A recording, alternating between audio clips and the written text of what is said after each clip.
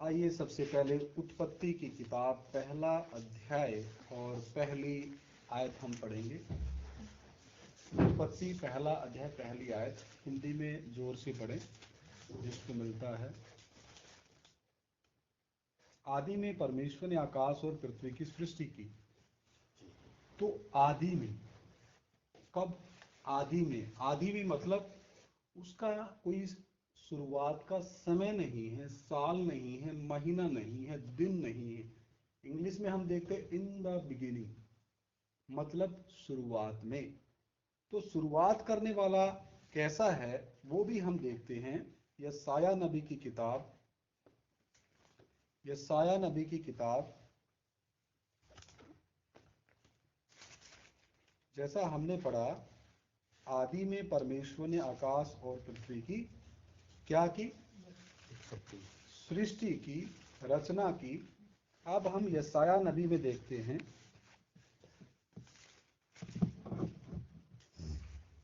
40 अध्याय और उसका 28 वचन।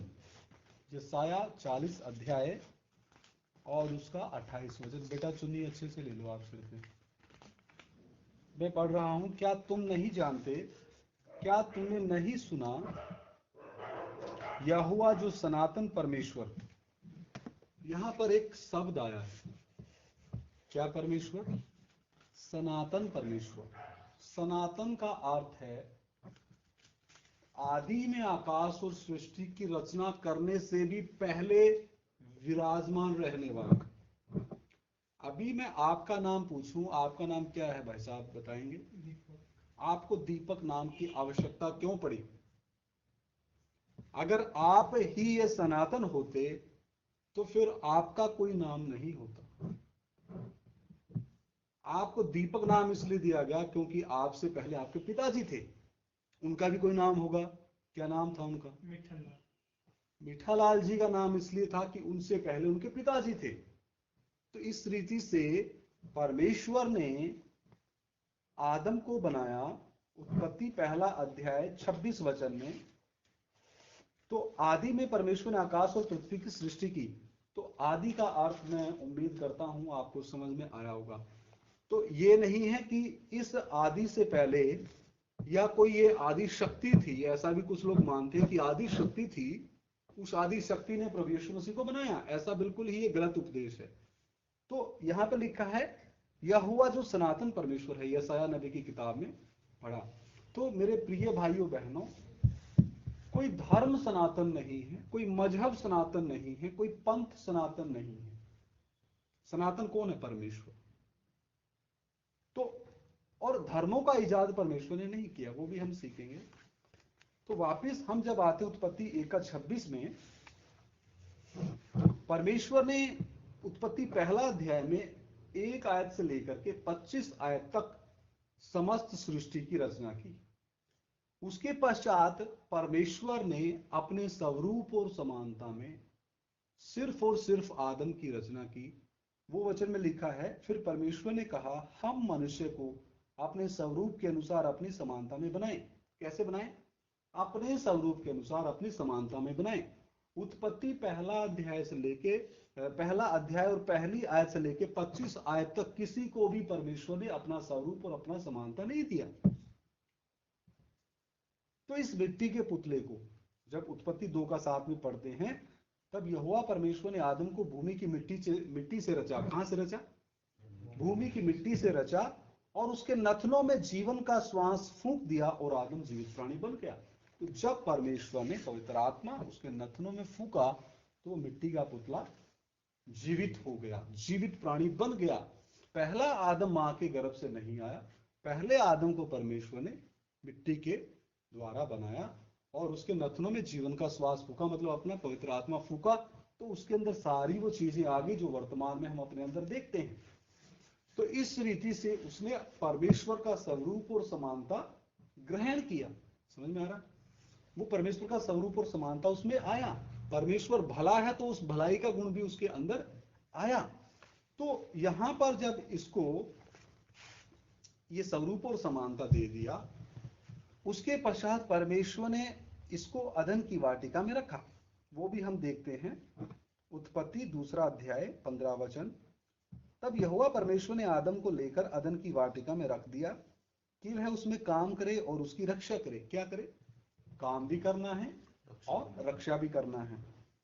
और आगे 16 वचन, और यहोवा परमेश्वर ने आदम को यह आज्ञा दी, तू वाटिका के सब वृक्षों का फल बिना खटके खा सकता है, पर भले या बुरे के ज्ञान का जो वृक्ष है उसका फल तू कभी ना खाना, क्योंकि जिस दिन तू उसका फल खाएगा उसी दिन अवश्य मर जाएगा। कैसे मर जाएगा? आत्मिक मौत मर जाएगा। उस फल में कुछ भी नहीं था तो सिर्फ परमेश्वर के आज्ञा में, परमेश्वर के हुक्म में। तो क्या, अब यहाँ पे एक सवाल है, तो क्या परमेश्वर नहीं जानता था कि आदम उसको खाएगा? नहीं मेरे प्रिय भाइयों बहनों, परमेश्वर तो जानता था।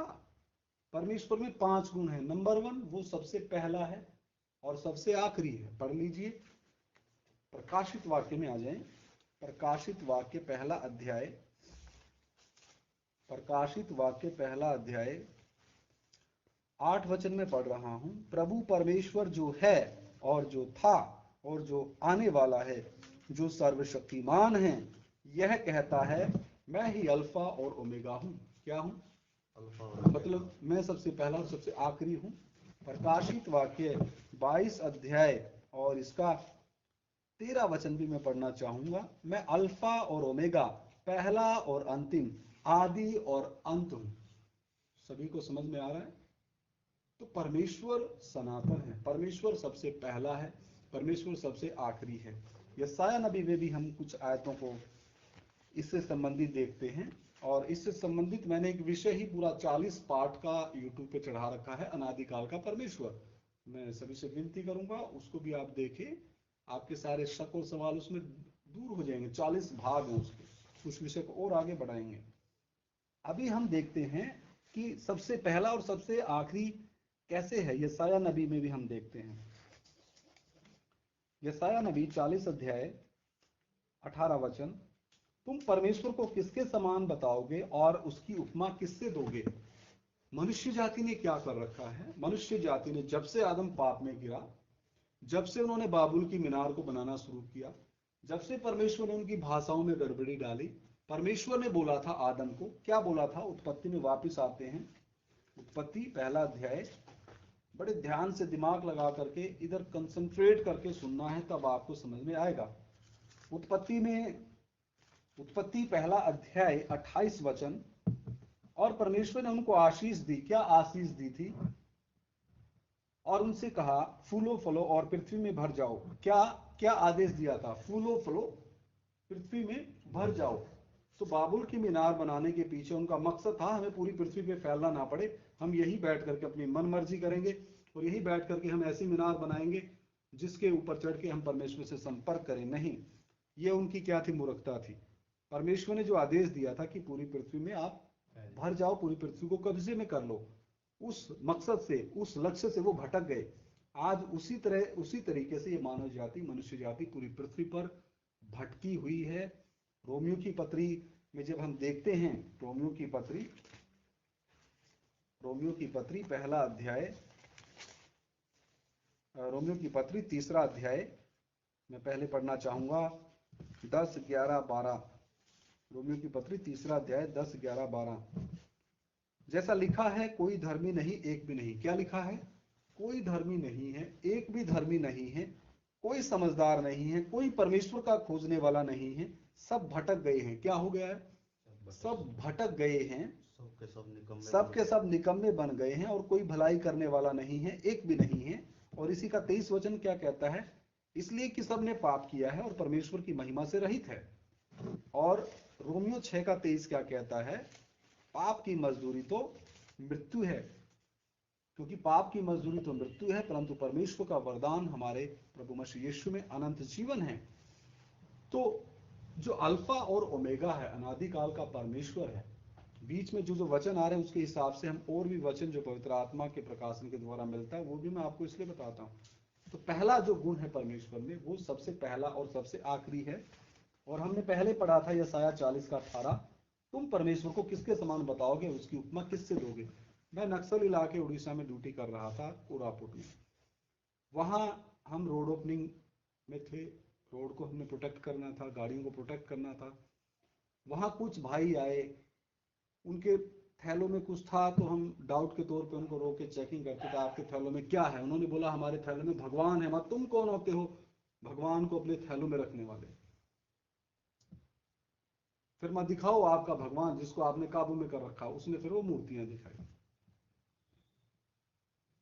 जो बनने वाली चीज है वो क्या है? सृष्टि है। आपका चश्मा सृष्टि है, इसका बनाने वाला कोई और है। तो बनने वाली चीज हमेशा सृष्टि होती है। तो लोगों ने क्या किया है? परमेश्वर का वचन क्या है? तुम परमेश्वर को किसके समान बताओगे?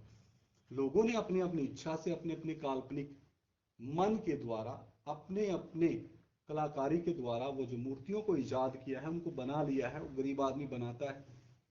बड़े बड़े शहरों में जब देखते हैं किसी चौक पे कहीं बाहर बैठा रहता है, वो बनाता है, वो अपनी कल्पनाओं से देखता है कि ऐसा होगा, ऐसा होगा, ऐसा होगा। लेकिन एक अमीर आदमी आता है, बोलता है कितने का है ये भगवान? इसके ऊपर कई फिल्में बनी हुई है, ओ माय गॉड, पीके, और भी कई फिल्में हैं, वो भी पहले। ये सारी चीजें उसमें हकीकत दिखाई गई है। तो वो बोलता 1000 रुपए का, ठीक है। फिर उसको घर तक ले जाने के लिए एक रिक्शा की मदद लेनी पड़ती है, उसको उठा के रिक्शा में रखना पड़ता है। वो क्या है? सृष्टि है। उसका कर्ता कौन है? वो गरीब आदमी जिसने उसको एक रूप दिया। तो फिर उसको घर में ले जाकर के उसकी मूर्ति स्थापना करवाते हैं, पंडित को बुलाते हैं। पंडित अलग से खर्चा लेकर के, पैसे लेकर के चला जाता है। वो भी हकीकत नहीं जानता। क्यों नहीं हकीकत जानता? रोमियो की पत्री में जो लिखा है, रोमियो की पत्री पहला अध्याय, रोमियो की पत्री पहला अध्याय 18 वचन में पढ़ रहा हूं। परमेश्वर का क्रोध तो उन लोगों की सब अभक्ति और अधर्म पर स्वर्ग से प्रकट होता है, जो सत्य को अधर्म से दबाए रखते हैं। क्या करते हैं? सत्य को अधर्म से दबाए रखते हैं। बहुतों को पता है। और सबसे पहले दर्शन प्रभु यीशु मसीह के पंडितों ने ही किए, ज्योतिषियों ने ही किए। उन्होंने सोना, लोबान, गंधरस क्या क्या चढ़ाया। पहला प्रणाम उन ज्योतिषियों ने ही किया, जो तारे को देखते देखते चांदनी तक पहुंचे, हेरोदेस के दरबार से होते हुए। तो आज हमारे भारतवर्ष के जो पंडित हैं, ज्योतिषी हैं, अगर उनको इस हकीकत का पता लगना है, तो हम सबका कर्तव्य है, उत्तरदायित्व है, जिम्मेदारी है। तो मैं तो सत्य को दबा के नहीं रख सकता। यूहन्ना 8:32 कहता है, जब तुम सत्य को जानोगे तो सत्य ही तुम्हें आजाद करेगा। और यूहन्ना 14:6 में लिखा है, मार्ग, सत्य और जीवन मैं हूं, प्रभु यीशु मसीह ने कहा। मती की किताब में लिखा, जगत की ज्योति मैं हूं। मती में भी आप लोगों ने पढ़ा होगा। तो वापिस हम यशाया में आते हैं। यहां पर लिखा है यशाया 40:18, तुम परमेश्वर को किसके समान बताओगे और उसकी उपमा किससे दोगे? 19 आयत यशाया 40:19, मूर्त कारीगर ढालता है। तो इन मूर्तों को बनाने वाला कौन है? कारीगर। तो कारीगर तो भटका हुआ है, जैसा रोमियो की पत्री में हमने पढ़ा। सब भटक गए, सब ने अपना अपना रास्ता ले लिया। हिंदू भाई साहबों ने अपना रास्ता, मुस्लिमों ने अपना रास्ता, सिखों ने अपना रास्ता, ईसाइयों ने अपना रास्ता। इनके अंदर भी बहुत ही ग्रुप बटे हुए हैं। जैन ने अपना रास्ता, बुद्धिस्ट ने अपना रास्ता, निरंकारियों ने अपना रास्ता, राधा स्वामी ने अपना रास्ता, धन धन सदगुरु ने अपना रास्ता, राम रहीम जी ने अपना रास्ता, रामपाल जी ने अपना रास्ता। ऐसे ही कितने और हैं जो निर्दलीय हैं, जो किसी को कुछ मानते ही नहीं है, उन्होंने अपना रास्ता ले रखा। रास्ते में देखता आया मैं, जैन पैदल चल रहे हैं, तो उनके लिए भी प्रार्थना करते हुए आया, प्रभु इनकी बुद्धि खोले। क्योंकि पैदल चलने से, तपस्या करने से, पहाड़ों पे बैठने से, और जो सृष्टि आदम के पाप के कारण श्रापित है, उस सृष्टि की उपासना करने से कोई फायदा नहीं। और ये परमेश्वर ने रोमियो की पत्री में लिख के दिया है। रोमियो की पत्री पहला अध्याय मैं पढ़ना चाहूंगा, 25 वचन। रोमियो पहला अध्याय 25, क्योंकि उन्होंने परमेश्वर की सच्चाई को बदलकर झूठ बना डाला। क्या बना डाला? झूठ बना डाला। और सृष्टि की उपासना और सेवा की। किसकी? रोमियो की पत्री 1:25, सृष्टि की उपासना की और सेवा की, ना कि उस सृजनहार की जो सदा धन्य है। उस परमेश्वर की उपासना नहीं की ये जो श्रापित सृष्टि की उपासना में लगे हुए हैं, मनुष्य जाति का ये हाल है। वापिस इसको और पुख्ता करने के लिए मैं आपको आयतें बीच में दे रहा हूं। आगे लिखा है यशाया 40 का 19, मूरत कारीगर डालता है और सोनार उसको सोने से मढ़ता और उसके लिए चांदी की सांकलें डालकर बनाता है।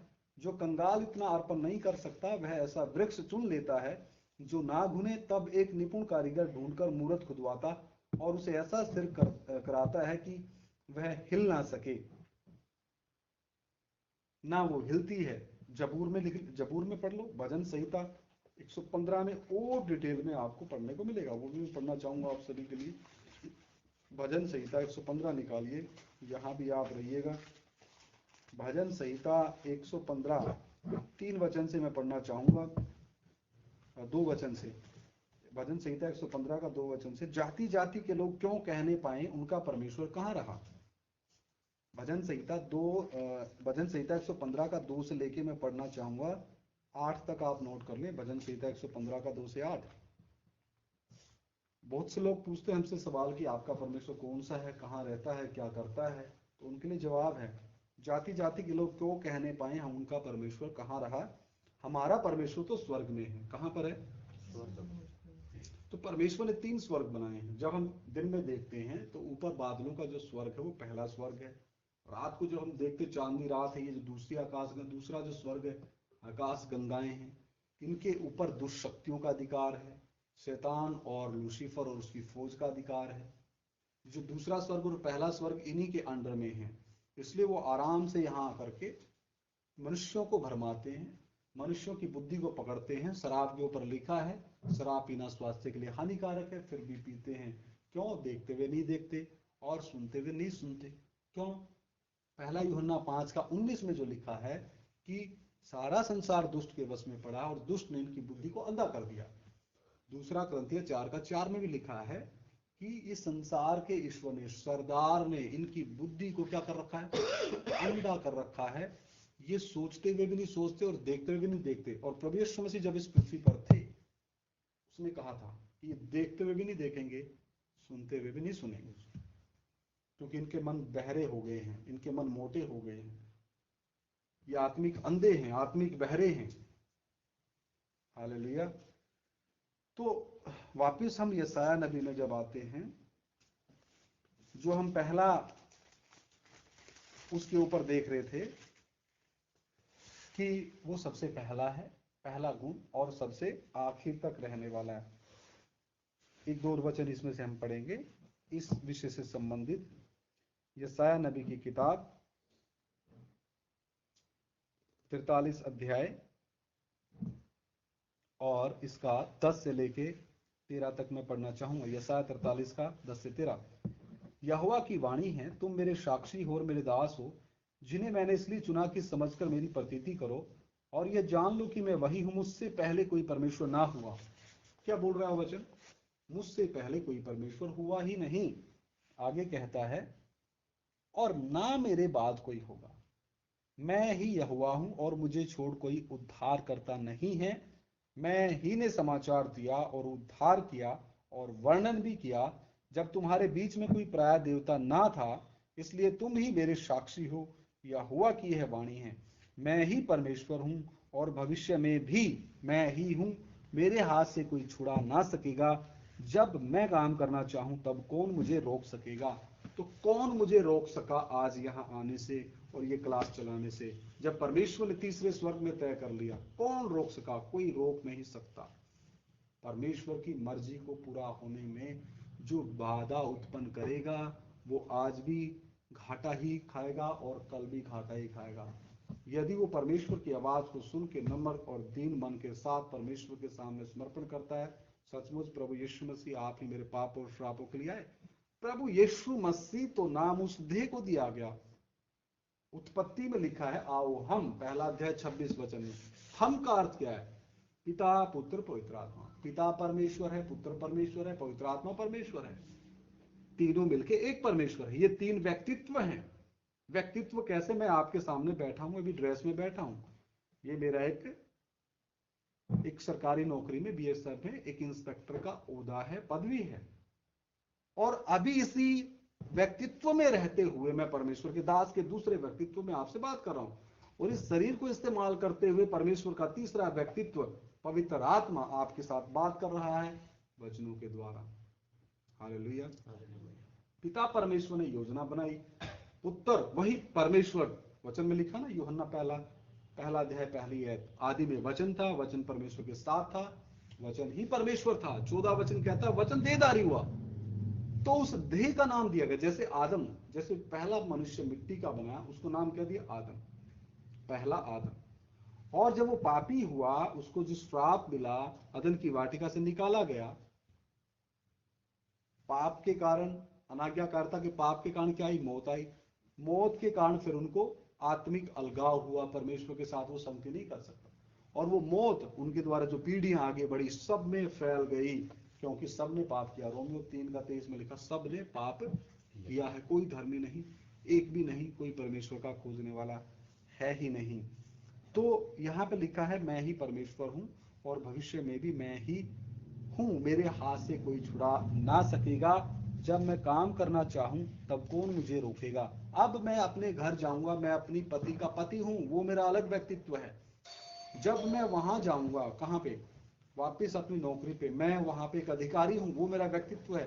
अपने पिता के सामने मैं जाऊंगा, मैं उसका बेटा हूं, वो मेरा व्यक्तित्व है। अपनी बहन के सामने जाऊंगा, मैं उसका भाई हूं, वो मेरा व्यक्तित्व है। लेकिन मनुष्य कितने हैं? मैं अकेला हूं ना। जब मेरे इतने व्यक्तित्व हो सकते हैं, तो परमेश्वर अपने आप को 3 व्यक्तित्व में प्रकट नहीं कर सकता। बहुत से लोग सवाल करते हैं 3 व्यक्तित्व कैसे? वो व्यक्तित्व है, व्यक्ति एक है, लेकिन वो पिता के तौर पे भी व्यक्ति है, पुत्र के तौर पे भी व्यक्ति है, पवित्र आत्मा के तौर पे भी व्यक्ति है। तीनों व्यक्तित्व मिलके एक परमेश्वर है। वो जो निर्गमन की किताब में लिखा है, मैं जो हूं सो हूं, निर्गमन 3 अध्याय में लिखा है। तो इसमें और भी हम वचन देखते हैं। यशायाह नबी की किताब 44 अध्याय 6 वचन, यहोवा जो इजराइल का राजा है, अर्थात सेनाओं का यहोवा जो उसका छुड़ाने वाला है, वह यूं कहता है मैं सबसे पहला हूं। क्या है? सबसे पहला हूं और मैं ही अंत तक रहूंगा, मुझे छोड़ कोई परमेश्वर है ही नहीं। तो फिर क्यों हम समय गवा रहे हैं? क्यों ना हम इस खुशखबरी को फैलाएं कि प्रभु यीशु मसीह ही 100% मनुष्य 100% परमेश्वर। मनुष्य हमारे पाप और श्रापों को उठाने के लिए और मृत्युंजय हुए परमेश्वर थे, उन्होंने पाप के ऊपर जय पाई, तीसरे दिन मुर्दों में से क्या हुए?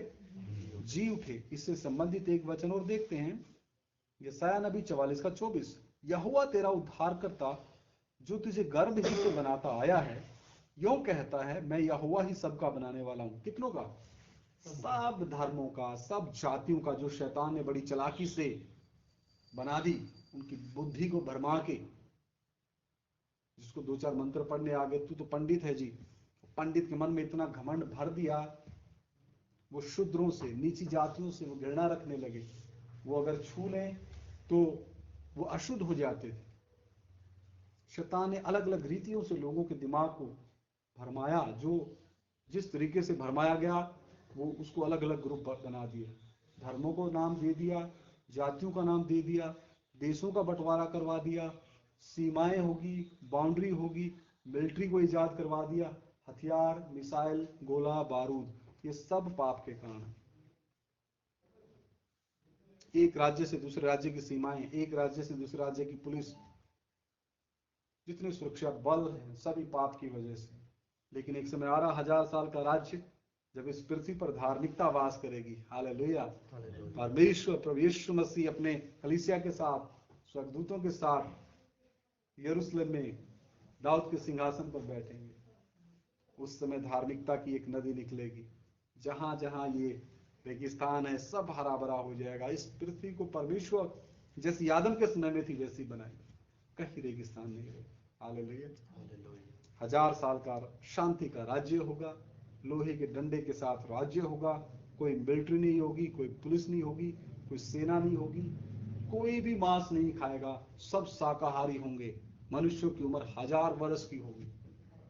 जो 100 साल का होके मरेगा वो बच्चा, वो होंगे जो इस पृथ्वी पे होंगे शरीर में, हम लोग नहीं। हम लोग आत्मिक शरीर में राज्य करेंगे, उस लेवल तक हमने आना है, क्योंकि हम लोग गुप्त आगमन में उठाए जाएंगे और उस पलक झपकते ही होने वाली घटना के लिए ही तो हम तैयार होना है। तो यहां पर लिखा, मैं ही सबसे पहला हूं और सबसे आखिर तक रहने वाला हूं। यशायाह 45 का 6 भी पढ़ लेते हैं, 6 और 7, 5 6 7। यशायाह 45 का 5 6 7। मैं यहोवा हूं और दूसरा कोई नहीं, मुझे छोड़ कोई परमेश्वर नहीं। यद्यपि तू मुझे नहीं जानता तो भी मैं तेरी कमर कसूंगा, जिससे उद्याचल से लेकर अस्ताचल तक, कहां कहां, जिस तरफ से सूर्य निकलता है। सुस्त मत पड़ो, तब यीशु मसीह के लहू की जय बोलते हुए अलर्ट रहो। सनराइज से लेके सनसेट तक, सूर्योदय से लेके सूर्यास्त तक के लोग जान लें, क्या जान लें, मुझ बिन कोई है ही नहीं, मैं यहोवा हूं और दूसरा कोई नहीं है। मैं उजियाले का बनाने वाला और अंधियारे का सृजनहार हूं। मैं शांति का दाता और विपत्ति को रचता हूं। मैं यहोवा ही इन सबों का करता हूं। तो विपत्ति यहाँ पे जो शब्द आया है वो शैतान से संबंधित है। तो शैतान भी एक सृष्टि है, शैतान को भी परमेश्वर ने बनाया। शैतान को जो स्वभाव दिया, बुरा स्वभाव, ताकि वो हमें परखे। आदम के पाप के कारण हमारे जो खून में, हमारे अंदर जो पाप हमें अपने माँ बाप से प्राप्त हुआ है, उस स्वभाव को वो ले जाए। जो शैतान का माल है हमारे अंदर से वो ले जाए, और परमेश्वर का जो वचन और परमेश्वर की धार्मिकता, परमेश्वर की पवित्रता और प्रभु का लहू हमें दिन प्रतिदिन क्या करता जाए, प्रभु यीशु मसीह के ढील डोल में बढ़ाता जाए। हालेलुया। तो पहला जो मैंने आपको बताया था कि जो पहला गुण है प्रभु यीशु मसीह में, अगर उसको परमेश्वर होना है तो वो सबसे पहला होना चाहिए, सबसे आखिर होना चाहिए। हम सबसे पहले नहीं है, सबसे आखिर भी नहीं, क्योंकि हमारा नाम है। और मेरे दाएं बाएं कितने बैठे, तो मैं कैसे परमेश्वर हो सकता हूँ, या आप कैसे परमेश्वर हो सकते हैं? फिर राम रहीम कैसे परमेश्वर हो सकता है? गया 700 गाड़ियों में, टोल टैक्स भी नहीं दिया, और परमेश्वर की बराबरी करने के लिए जब कोई मनुष्य चलता है, तुरंत एक मनुष्य के जज के फैसले के द्वारा कहां डाल दिया, क्योंकि वचन में लिखा है, वो भी हम पढ़ते हैं।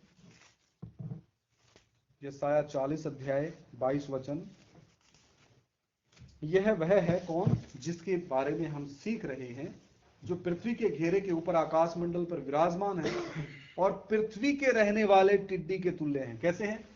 जो यहाँ धमकियां देने वाले आते हैं ना, वो टिड्डियां हैं।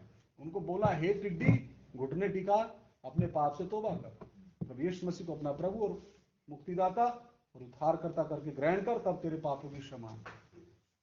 वचन कहता है पृथ्वी के रहने वाले टिड्डी के तुल्य हैं, जो आकाश को मलमल के समान फैलाता और ऐसा तान देता है जैसे रहने के लिए तंबू ताना जाता है, जो बड़े बड़े अधिकारियों को तुच्छ कर देता है, बड़े बड़े हाकिमों को तुच्छ कर देता है। क्या कर देता है? तुच्छ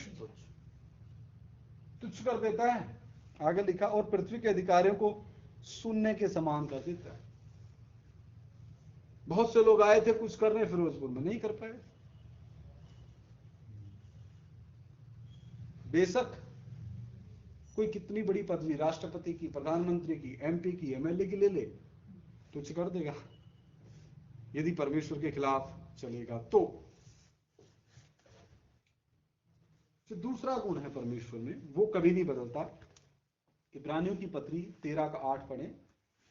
पहला गुण हमने देखा, इसमें बहुत सी आयतें हैं, वो संभव नहीं है सभी आपको बताना। दूसरा जो गुण है परमेश्वर में, वो है कि परमेश्वर कभी नहीं बदलता। इब्रानियों की पत्री 13 का 8, यीशु मसीह कल और आज और युगानुयुग एक सा है। क्या है? यीशु मसीह कल, आज और युगानुयुग तक क्या है? एक सा है। ये गुण भी अगर किसी मनुष्य में है तो वो परमेश्वर है, और ये गुण तो हमारे में है ही नहीं। क्यों? हम तो बदलते हैं, बदलाव है ना। ये भी कभी जवान था, बच्चा था, बदलाव आया, आज यहां तक आया, मेरे में ही बदलाव है। दूसरा गुण, परमेश्वर कभी बदलता नहीं। तीसरा गुण, परमेश्वर सर्वशक्तिमान है। प्रकाशित वाक्य पहला अध्याय 8 वचन। लिखना क्यों बंद कर दिया आपने सिस्टर जी? प्रकाशित बाहर कौन लेगा? प्रकाशित वाक्य पहला अध्याय 8 वचन। तीसरा जो गुण है वो सर्वशक्तिमान है, वो हमने पहले पढ़ा। प्रकाशित वाक्य 1 का 8 एक बार फिर हम पढ़ते हैं। प्रकाशित वाक्य पहला अध्याय 8 वचन। प्रभु परमेश्वर जो है और जो था और जो आने वाला है, जो सर्वशक्तिमान है। क्या लिखा? सर्वशक्तिमान। तो सर्वशक्तिमान है, तो सर्वशक्तिमान को ना तीर की आवश्यकता, ना तलवार की, ना भाले की, ना अस्त्र की, ना शस्त्र की, ना रिद्धि की, ना सिद्धि की, ना तप की, ना तपस्या की, ना वरदान की। वो है क्या? ऑलमाइटी है, सर्वशक्तिमान है। तो जिन जिन के हाथ में अस्त्र शस्त्र देखते हैं वो परमेश्वर है ही नहीं। 5 सवाल पूछ सकते हैं जो भी यहां पर, जो टिड्डी ज्यादा उछलती है। सीधा पूछो, आप जिनको भी मानते हैं उनमें सर्वशक्तिमान का गुण है? सर्वशक्तिमान का अर्थ क्या है? उसको किसी की मदद की जरूरत नहीं है, स्वर्गदूत की मदद की जरूरत नहीं है। स्वर्गदूतों को बोले खत्म हो जाओ तो वो खत्म हो जाएंगे, दोबारा बोले बन जाओ तो बन जाएंगे। वो सर्वशक्तिमान है। पहला गुण, वो सबसे पहला सबसे आखिरी। दूसरा गुण, वो कभी नहीं बदलता। तीसरा गुण, वो सर्वशक्तिमान है। चौथा गुण, वो सर्वज्ञानी है। सर्वज्ञान की आयतें आपने खुद ढूंढनी। सर्वज्ञानी, सब जानता, उसको अध्यापक बनाने की जरूरत नहीं है, उसको उस्ताद बनाने की जरूरत नहीं है। अब आपको है आत्मिक उस्ताद की जरूरत, इसलिए आप वचन सीख रहे हैं। मैं भी सीखता हूं। क्यों? क्योंकि हम सर्वज्ञानी नहीं है। समझ में आ रहा है? तो सर्वज्ञान में प्रभु यीशु मसीह जानता था कि मैं यरूशलेम जाऊंगा, मेरे को पकड़ेंगे, मुझे मारेंगे, मैं तीसरे दिन मुर्दों में से जी उठूंगा और तुम्हें सबसे पहले गलील में मिलूंगा। हालेलुया। सर्वज्ञान में प्रभु यीशु मसीह को पता था, जब उनको टैक्स देना, पतरस को बोला जा वो कांटा डाल और जो पहली मछली आएगी उसके मुंह में क्या सिक्का है, उससे मेरा और आप सभी का टैक्स। इसका मतलब प्रभु यीशु मसीह ने टैक्स भी भरा है, चुंगी जो पहले चलती थी। और सर्वज्ञान की कितनी बातें। लाजर जब मर गया वो भी प्रभु यीशु मसीह को पता। तो पांचवा जो गुण है वो है सर्वव्यापी। पहला गुण, परमेश्वर सबसे पहला है, सबसे आखिरी है। दूसरा गुण, वो कभी नहीं बदलता। तीसरा गुण, वो सर्वशक्तिमान है। चौथा गुण, वो सर्वज्ञानी है। पांचवा गुण, वो सर्वव्यापी है। इसलिए तो लिखा ना, जहां 2 या 2 से अधिक मेरे नाम में इकट्ठे हैं वहां मैं हाजिर हूं। हालेलुया। तो 5 गुण हमने ये देखे हैं। और उत्पत्ति से जो हमने शुरुआत की थी कि परमेश्वर ने आदम को भूमि की मिट्टी से रचा और उसके नथनों में जीवन का श्वास फूका और आदम क्या बन गया? जीवित प्राणी बन गया। आदम को परमेश्वर का स्वरूप और समानता मिल गया। आदम को भलाई मिल गई परमेश्वर की।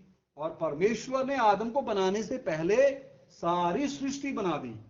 स्वर्ग बना दिया, दूसरा स्वर्ग बना दिया, पहला स्वर्ग बना दिया, पृथ्वी बना दी, जीव जंतु बना दिए, जानवर बना दिए, सारी चीजें मुहैया कर दी, अदन की वाटिका बना दी। फिर आदम और हव्वा को लेकर के, आदम को लेकर के अदन की वाटिका में रखा। फिर उसको जो आज्ञा दी कि तू इस फल को मत खाना, तो उसकी पत्नी शैतान के बहकावे में आई। उसके अंदर जो मनुष्य में 3 चीजें हैं, आत्मा, प्राण और शरीर। आत्मा के अंदर 3 चीजें हैं, अंतर्ज्ञान है, विवेक है, संगति है। अंतर्ज्ञान की हां, सब कुछ बनाने वाला कोई ना कोई परमेश्वर है। विवेक जो हां की हां, ना की ना बोलता है। संगति, सिर्फ मनुष्य ही इस पृथ्वी के ऊपर परमेश्वर की खोज में रहता है। कोई पहाड़ों में जाते हैं, कोई पानी में ढूंढते हैं, कोई नदियों में ढूंढते हैं, कोई कहीं ढूंढते हैं, वो कोई कहीं ढूंढते हैं। तो आत्मा में क्या? अंतर्ज्ञान, विवेक और संगति। प्राण के अंदर क्या? विल, माइंड एंड इमोशन, इच्छा, मन और भावना। तो जब हव्वा शैतान के बहकावे में आई, उसके अंदर चौथी चीज भी आ गई। जब उसने अपनी आत्मा का दरवाजा खोल के शैतान को दिया, तो शैतान की आत्मा हव्वा की आत्मा एक हुई, आत्मिक संभोग हुआ। उससे एक आत्मिक पुत्र जो शैतान का है वो पैदा हुआ। उसका नाम था खुदी और शारीरिकता, मैं और मेरा। इसलिए उसकी जो इच्छा इतनी बढ़ गई, फल को देखा, तोड़ा, पहले खाया, अपने पति के पास नहीं गई कि पति देव जी मैं ये फल तोड़ के लाई हूं, क्या करें। नहीं, उसके अंदर वो चौथी चीज खुद ही शारीरिकता, इंग्लिश में बोलते हैं फ्लैश, मैं और मेरा, इतनी अधिक बढ़ गई कि उसने पहले खा लिया, फिर अपने पति को दिया। पति ने भी कुछ नहीं पूछा। पति अपनी पत्नी के प्रेम में इतना मोहित था, उसने परमेश्वर को दूसरा स्थान दिया और अपनी पत्नी के प्रेम को पहला स्थान दिया। इसलिए परमेश्वर ने कहा, हे आदम, तूने जो अपनी पत्नी की बात सुनी, इसलिए तेरे कारण ये पृथ्वी श्रापित है। फिर लास्ट वाला जो श्राप दिया आदम को, तू खून पसीने की रोटी खाएगा और तू मिट्टी से बना है और मिट्टी में ही मिल जाए।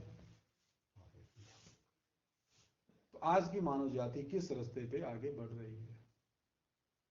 अगर परमेश्वर की तरफ एक कदम बढ़ाना है तो ये जो बंधन शैतान ने दिए हैं, धर्म के बंधन, जातियों के बंधन, बिरादरियों के बंधन, इनसे ऊपर उठना पड़ेगा, क्योंकि ये तो परमेश्वर ने दिए नहीं। मां के गर्भ से मनुष्य नंगा पैदा होता है, उसके माथे पे कुछ नहीं लिखा। अगर परमेश्वर धर्मों के प्रति इतना कट्टर होता तो उसके माथे पे लिखा था, ये हिंदू है, ये कुल है, ये गोत्र है, ये मुस्लिम है, ये सिया है या सुन्नी है, ये सिख है, कौन सा है, अकाली है या श्रोमणी गुरुद्वारा प्रबंधक कमेटी है या निंग है। ऐसे जैन में आता, ये हीनयान है, महायान है, बुद्धिस्ट में भी आता। ये सूत पिटक मानने वाला है, ये त्रिपिटक, अभिधम पिटक, वो है ना उसमें नियम जो बुद्ध धर्म में दे रखे, सूत पिटक, विनय पिटक, अभिधम पिटक। जैन धर्म में हीनयान और महायान कहीं माथे पे नहीं लिखा था।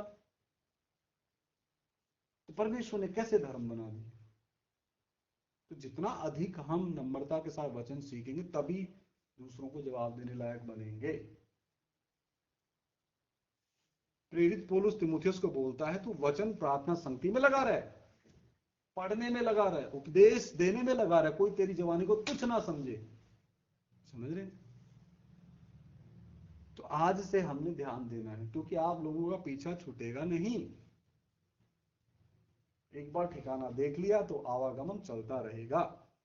हमने तो क्लास ही देनी है, हमने तो जो हमें दिया, कोई तैयारी नहीं। जो तैयारी परमेश्वर ने पहले करवा के अंदर रखी है, क्योंकि वचन जब हमें मिलता है तो हम उसको खा लेते हैं, फिर उसको मनन करते रहते हैं, उसको अंदर समा लेते हैं।